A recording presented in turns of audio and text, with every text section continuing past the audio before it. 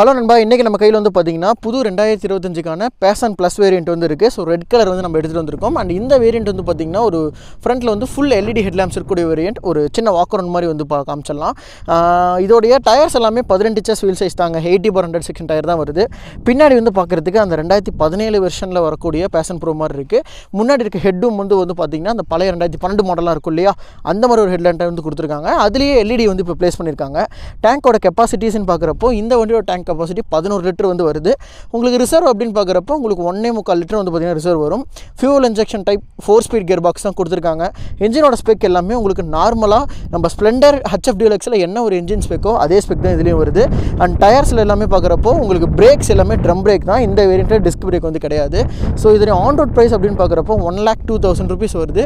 So இந்த price ரேஞ்சுக்கு இந்த லுக்ஸுக்கும் அண்ட் முக்கியமாக இந்த எல்இடி ஹெட்லாம்ப்ஸ் எப்படி இருக்குது அப்படிங்கிறது நீங்கள் கீழே கமெண்ட் பண்ணுங்கள்.